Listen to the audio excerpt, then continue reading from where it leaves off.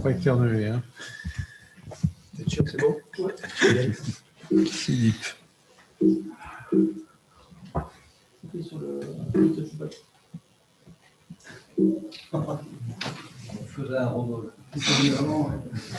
Le robot marche au mieux. Bon, écoutez, donc l'entreprise RoboCat est une entreprise qui est basée en Normandie, à Rouen. La vocation de l'entreprise RoboCat est de développer donc des robots pour le cathétérisme, des robots qui sont fabriqués en France à 95% et on va dire 5% restant en Europe. Nous avons également une co-entreprise qui a été créée donc en Chine avec un partenaire chinois pour développer la commercialisation, la distribution en Chine. Le partenaire s'appelant Microport. Ce partenaire aura également la charge cette co-entreprise de développer la fabrication de consommables pour le marché chinois également. Donc nous sommes en lancement commercial limité dans les pays qui acceptent le marquage CE. Et puis nous sommes en cours de certification sur le marché chinois. L'entreprise RoboCat compte 70 collaborateurs. Ce sont 40 familles de brevets qui ont été déposées. Et à aujourd'hui, nous avons levé à peu près 50 millions de fonds privés. 8 robots sont installés dans le monde. 3 études cliniques sont en cours et une on vient de clore une première étude donc en Europe, qui est l'étude Révolution dont je vous reparlerai plus tard. Et 200 patients ont pu bénéficier donc d'une intervention avec le robot Erwan. Donc, pour situer le contexte, pour ceux qui ne connaissent pas bien, une salle de cathétérisme, c'est un arceau avec un tube à rayons X en dessous et un capteur au-dessus. Voilà. Et le médecin se situe à proximité du faisceau des rayons X et donc il reçoit des rayonnements diffusés. Il est le professionnel le plus irradié, il n'y a pas de profession plus irradiée, avec tous les risques que ça comporte, risque de cancer multiplié par 5 à 8, risque de cataracte multiplié par 9. Alors il porte un tablier plombé qui est lourd, porté à longueur de journée, à longueur d'année, et lui-même responsable de troubles musculo-squelettiques multiplié par 6 par rapport à la population générale.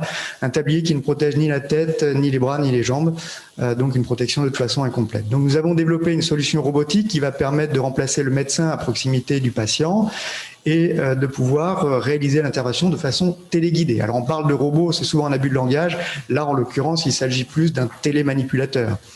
Donc le médecin va pouvoir intervenir à distance, ici derrière un paravent plombé, assis, sans avoir plus besoin nécessairement de porter le tablier plombé, proche des écrans, donc avec une excellente ergonomie, un excellent confort et une grande protection. Avec le joystick de droite, il va pouvoir manipuler le premier instrument dont on a besoin pour réaliser une angioplastie, qui est le guide. Il va pouvoir naviguer dans les artères. Et avec le joystick de gauche, il va pouvoir manipuler le ballon, serti d'un stent ici, qu'il va pouvoir délivrer pour dilater une artère et rétablir le flux sanguin dans une artère. Alors les bénéfices, je vais aller assez vite sur les deux premiers, ils sont évidents, vous avez compris, donc c'est la radioprotection, c'est protéger le personnel soignant et en particulier le médecin qui est vraiment très exposé, situé à quelques centimètres de la source, donc on va l'éloigner et le mettre derrière une vitre plombée. Le deuxième point, c'est donc lui épargner de porter le tablier plombé et lui permettre de s'asseoir pour travailler. Et je peux vous assurer qu'au quotidien, c'est un vrai progrès qui est ressenti très favorablement, je peux vous l'assurer. Et en l'occurrence, on parle beaucoup de l'égalité homme-femme en ce moment. Ce sont des disciplines qui n'accueillent que 5% de femmes, 95% sont des hommes dans ces disciplines. Et il y a bien une raison, je pense que les rayons pour des femmes qui veulent embrasser cette profession sont un vrai sujet de préoccupation. Puisque donc il n'y a pas que les risques de cancer, il y a également les risques tératogènes pour une éventuelle procréation. Le troisième point, et c'est celui qu'on attend de la robotique, c'est la précision et l'amélioration de l'intervention. On parle de chirurgie augmentée. On va pouvoir réaliser de nouveaux mouvements avec le robot, des mouvements que vous ne pouvez pas faire à la main, qui vont permettre une meilleure navigation, d'aller plus vite dans la navigation. Vous allez pouvoir gagner en agilité. Typiquement, normalement, vous avez besoin de vos deux mains pour manipuler un seul instrument. Et bien là, avec une main, vous allez manipuler un joystick qui va manipuler un instrument. Et du coup, avec l'autre main, vous allez pouvoir manipuler un deuxième deuxième instrument. Vous allez avoir une grande sécurité, une grande maîtrise de vos instruments au cours de l'intervention, car tous vos instruments seront en prise dans le robot et vous n'aurez pas un instrument qui pourra glisser au cours de l'intervention, comme on peut le voir sur des interventions manuelles, ou lorsque vous allez retirer un instrument au cours de l'intervention, un autre instrument qui va être emporté ou qui va être déplacé. Là, tout est en prise et rien ne bouge pendant l'intervention, donc une grande sécurité et j'en passe. C'est tout ce qu'on appelle finalement la chirurgie augmentée. Donc notre technologie est basée sur une technologie bionique qui reproduit finalement, si ça veut bien partir, la vidéo se met pas en route. Ah, pourtant elle affiche qu'elle est en route. Bon, toujours est-il que finalement elle reproduit le geste que fait le médecin en faisant des mouvements alternatifs ainsi, et donc en permettant de faire avancer le guide et tourner et faisant des mouvements combinés. Dans tous les cas, donc l'intérêt de cette technologie, il est double. Il est d'une part la performance, puisqu'on a un excellent push, c'est-à-dire une excellente force de pousser sur l'instrument, et un excellent torque, une excellente force pour faire tourner nos instruments. Et puis, en termes d'ergonomie, ça permet un chargement des instruments de façon transversale, extrêmement simple, et je pense que dans l'adoption de la robotique, c'est un des piliers de l'adoption de la robotique, c'est l'utilisation, la facilité d'utilisation des robots. Les robots, certes, doivent permettre d'améliorer l'intervention, mais ils doivent être faciles à utiliser et je pense que c'est vraiment un point extrêmement important. Donc nous avons réalisé une première étude que nous venons de clore, qui est l'étude Révolution, qui a porté sur 6 centres. C'est une étude prospective, multicentrique, donc simple bras, qui portait sur des indications, sur l'indication, donc c'était des lésions simples, 2 lésions au maximum, une sur chaque artère, et le suivi se faisait donc à 1 mois, et les paramètres principaux étudiés étaient donc le succès clinique, bien sûr, et le succès technique en particulier. Il ne fallait pas qu'on ait de passage manuel, de transformation en intervention manuelle. Et donc, les résultats seront présentés prochainement à l'occasion de l'EuroPCR qui se tiendra en mai. Et je peux vous dire d'emblée qu'ils sont très bons. Alors, si on doit parler du futur, ce qu'il faut comprendre, c'est que finalement, en robotisant le geste du médecin, on numérise le geste du médecin, et la numérisation du geste du médecin a un impact qui est considérable finalement. D'une part, on l'a dit, il va permettre de déporter le médecin et donc de le protéger. Ça va permettre d'améliorer l'intervention en faisant de nouveaux gestes et en apportant de la précision, mais ça va permettre également de dupliquer, de téléporter.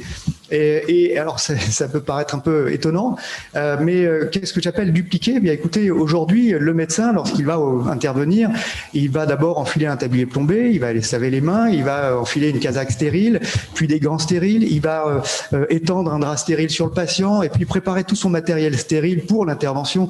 Des étapes pour lesquelles, finalement, ce ne sont pas vraiment l'expertise qu'on attend du médecin, de la part du médecin, et ce pourquoi on attend le médecin, c'est vraiment la partie interventionnelle elle-même.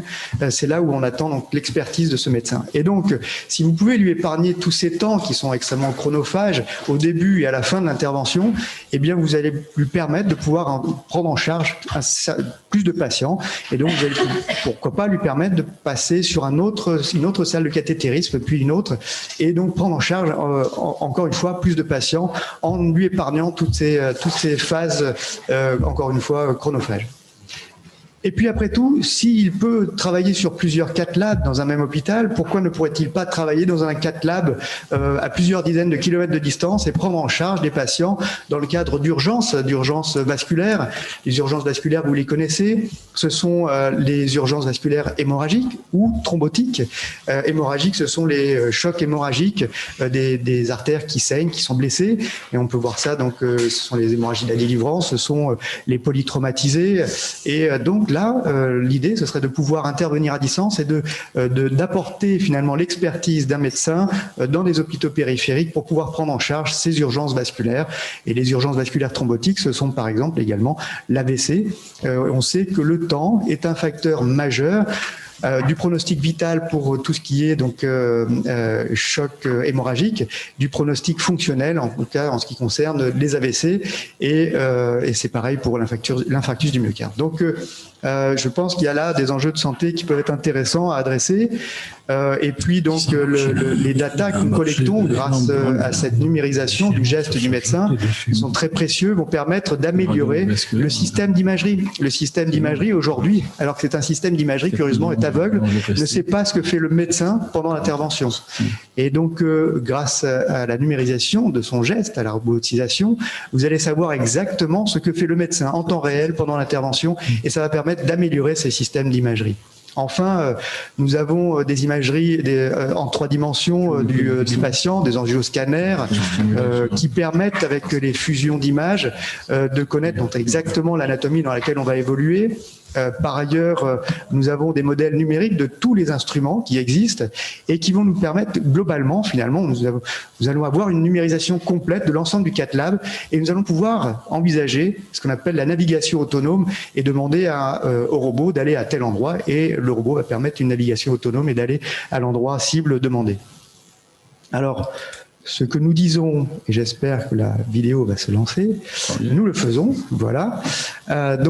Ici, vous avez un cas qui était donc une intervention qui a été réalisée sur un animal depuis le CHU de Caen, dans le CHU de Rouen, Medical Training Center exactement. Et donc vous avez Rémi Sabatier, le professeur Rémi Sabatier au CHU de Caen, qui est installé devant une console, devant un écran, et qui va intervenir, donc Rémi Sabatier ici, qui va intervenir sur un animal, un cochon, à 120 km de distance, et vous avez Éric Durand qui lui va alimenter le robot sur place. Donc là, il navigue dans les artères coronaires du cochon avec un guide et donc avec une grande précision et en temps réel et donc comme s'il était dans la salle d'à côté sans aucune difficulté. Là, on insère donc le stent sur le guide et donc c'est encore une fois Eric qui sert le robot. Et vous voyez la navigation donc du stent qui arrive sur le guide et qui va sur la cible prévue, programmée. Et là, on réalise donc l'inflation. Et finalement, c'était une intervention assez frustrante parce que elle a été réalisée en 5 minutes, comme si elle avait été faite finalement dans la salle d'à côté. Et c'était assez troublant de facilité. Et donc tout ça pour vous dire que la technologie, elle est prête. Une autre vidéo, là, vous voyez apparaître un guide en haut de l'image, en rouge, et on lui a donné une cible, le point vert ici, et il va s'y rendre automatiquement avec un algorithme de décision en temps réel qui permet donc la navigation autonome de ce guide. Et donc, vous voyez, on travaille sur ces sujets-là, ce sont des travaux très amont de recherche, mais on est en capacité donc de naviguer de façon autonome avec l'input du robot. Voilà. Par ailleurs, il y a des sociétés qui travaillent sur l'assistance à la décision, au choix thérapeutique. Vous avez des sociétés qui sont en capacité de vous dire quel instrument il faut utiliser pour telle intervention en fonction de telle lésion.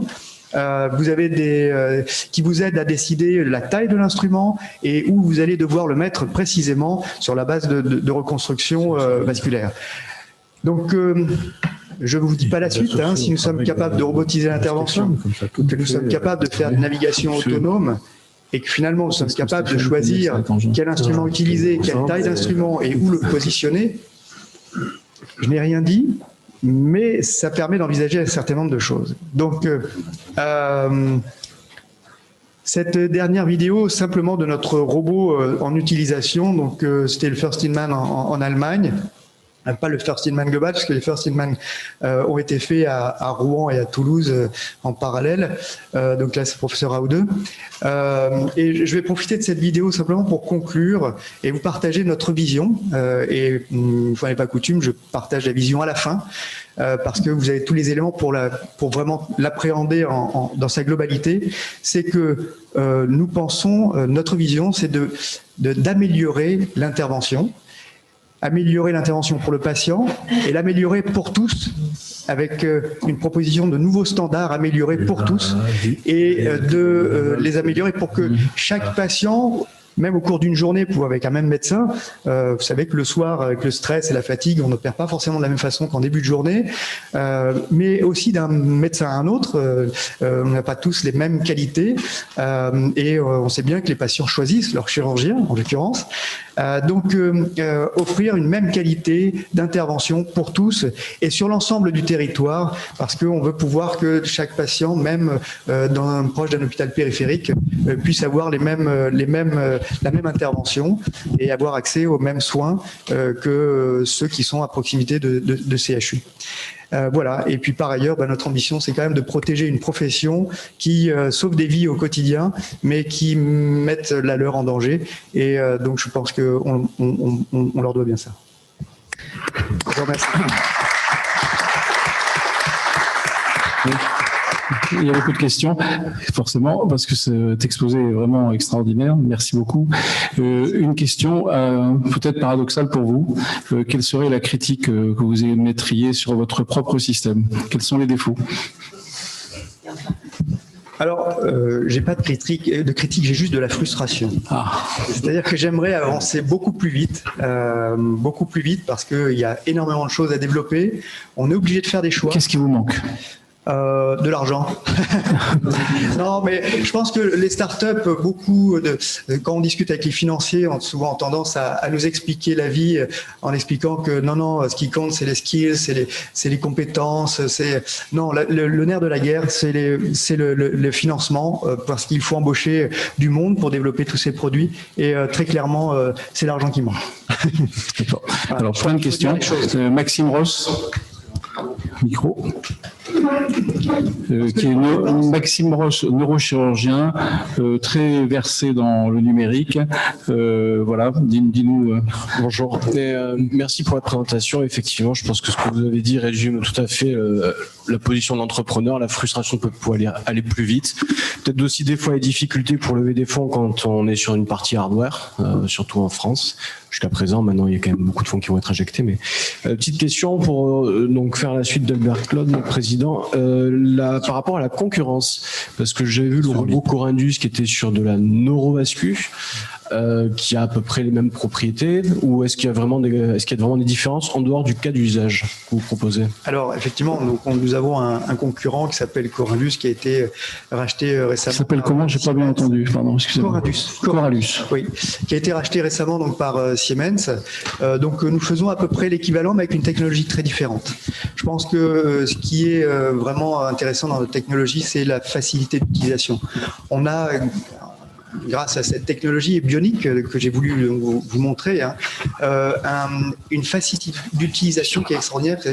On qualifie notre techno de one-click technology, c'est-à-dire que tout se fait en un clic.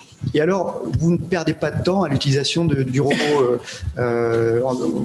comparé à une utilisation manuelle. On a fait une étude en fait sur l'animal et on a fait une étude comparative. Et en fait, avec le robot, on perdait 30 secondes, quoi. C'était moins d'une minute. Et donc on a finalement un temps d'intervention avec le robot qui est quasiment équivalent à celui des interventions manuelles. Et alors que les médecins n'avaient pas vraiment d'expérience sur le robot. Donc on espère pouvoir même gagner du temps en utilisant le robot à l'avenir. Alors, Iraj Janjbak, et puis après une question de quelqu'un dont je ne connais pas le nom, mais il se présentera. Vas-y. Je trouve que vous avez pensé à 50% des Français qui habitent dans les agglomérations de moins de 10 000 habitants et qui n'ont pas accès à toutes ces techniques. Et ça, vraiment, je ne peux que vous féliciter. Et la question, est-ce que vous allez étendre vos technologies à la rythmologie? Alors, participer à ma frustration. En l'occurrence, avec notre technologie, on pourrait adresser beaucoup d'indications, faire beaucoup de choses. On est obligé de procéder étape par étape. L'électrophysiologie, il y a déjà des robots qui existent en électrophysiologie, mais nous ne sommes pas encore sur ce terrain-là, en fait. Et nous n'avons pas prévu de le faire dans les quelques années qui viennent. Il y a encore de la place pour d'autres inventeurs. Vas-y, oui. Tu te présentes s'il te plaît pour Bien sûr. Frédéric Naon, donc moi je travaille pour la société Aléade et on accompagne l'innovation dans les blocs opératoires en ce qui concerne tous les systèmes intelligents. J'avais une question pour Robocat. La première, c'était de savoir, apparemment il n'y a aucune learning curve sur ce dispositif. Alors, il y a toujours une learning curve, hein, mais elle est très courte. Comme je vous l'ai dit, en fait, pour moi, un des piliers principaux de l'adoption en fait, de la robotique, c'est sa facilité d'utilisation. Je suis médecin, en fait, hein, je ne l'ai pas dit en préambule, mais en fait, je suis neuroradiologue de formation. Donc, moi, le développement est venu d'abord du besoin et ensuite, elle fait partie du cahier des charges lors du développement de ce robot. Donc, il fallait un robot qui soit extrêmement facile et simple à utiliser. Et je pense qu'on a vraiment trouvé une technologie qui ne peut pas être plus simple à utiliser. Et c'est vrai que la learning curve est vraiment très courte et c'est vraiment très intuitif. Est-ce que sur le premier temps, qui est la mise en place des introducteurs, le passage du guide en centralité pour qu'il puisse naviguer normalement, tout ceci est fait par un collègue radiologue vasculaire? Alors, c'est pas la machine qui installe le guide. Il faut bien donc, la ponction, parce qu'on a l'expérience que parfois c'est pas si simple, et donc il faut être un bon expert déjà pour ne pas faire d'erreur, ne pas. Alors, pas plus tard qu'hier, donc nous faisions une ponction sur un cochon. La ponction nous a pris 2h30. Elle peut être longue. C'est pas toujours la plus facile. Donc non, effectivement, il y a toujours la ponction, il y a toujours la voie d'abord à mettre en place. C'est une question qui m'est demandée aussi beaucoup pour l'utilisation du robot à distance. Qui prendra en charge le patient? Et puis donc la voie d'abord. Je pense que les anesthésistes sont souvent capables de poser une voie d'abord, donc ça ne pose pas de problème. Et est-ce qu'il n'y a pas une perte quand on a l'expérience de monter des guides, hein, on a une sensation tactile qui nous renvoie une espèce de puchabilité, on a une résistance éventuelle, on se dit tiens il faut pas trop forcer.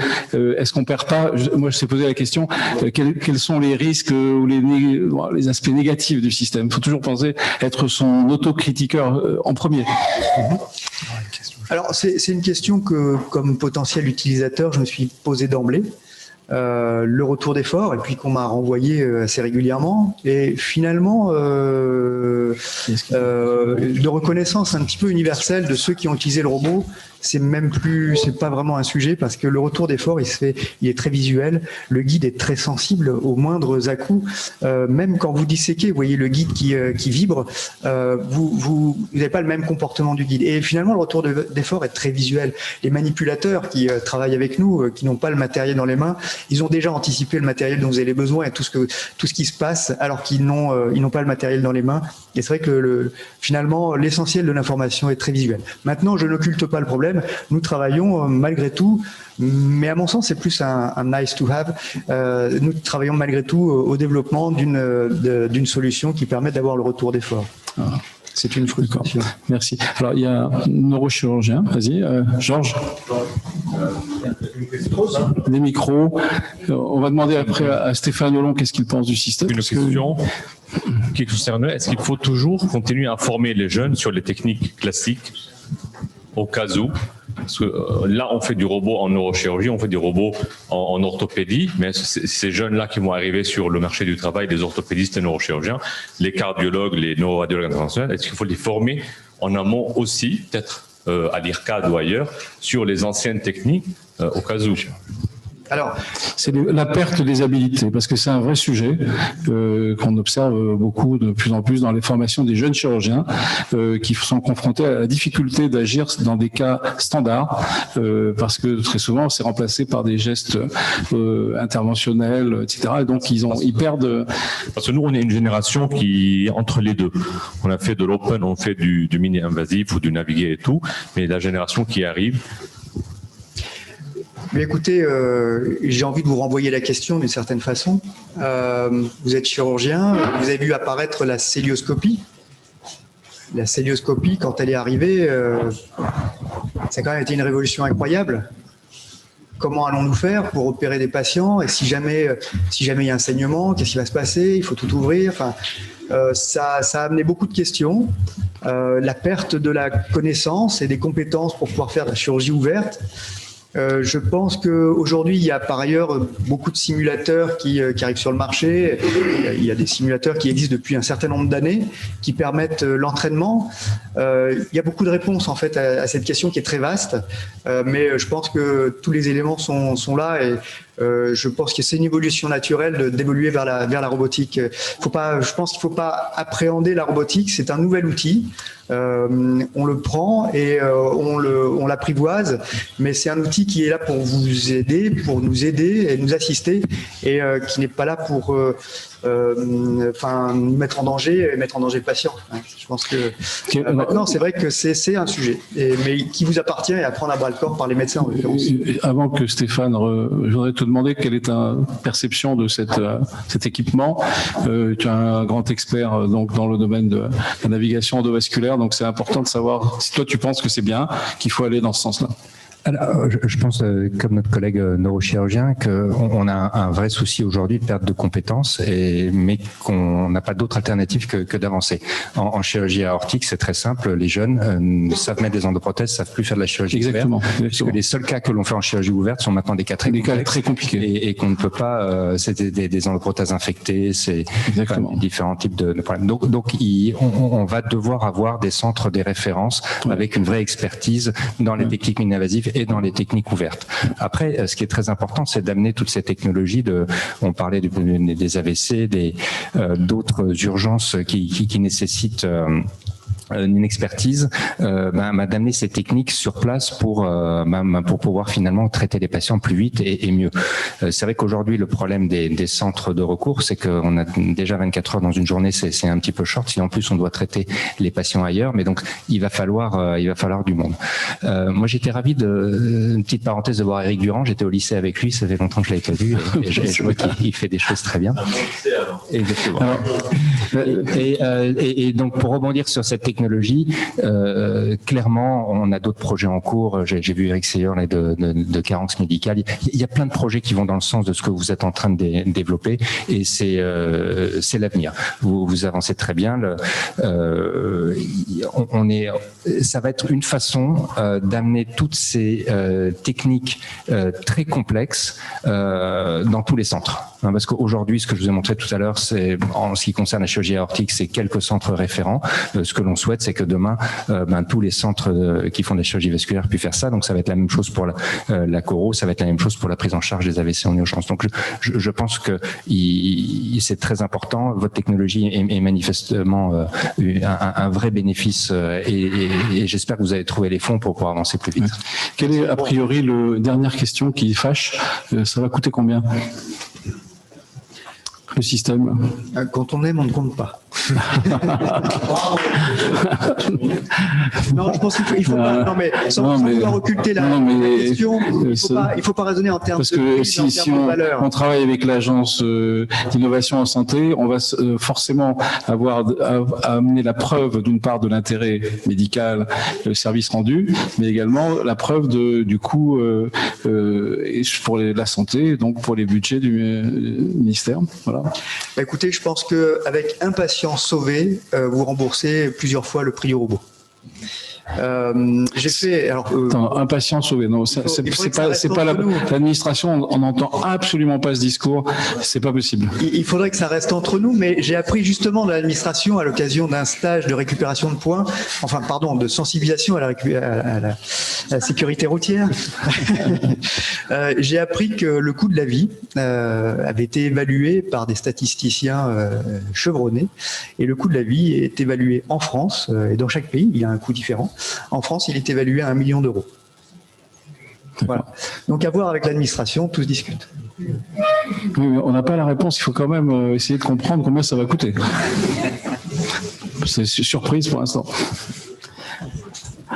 Mais il faudra quand même avoir une réflexion médico-économique. On n'y échappera pas. Je pense que c'est nécessaire, mais vous devez avoir bien des idées.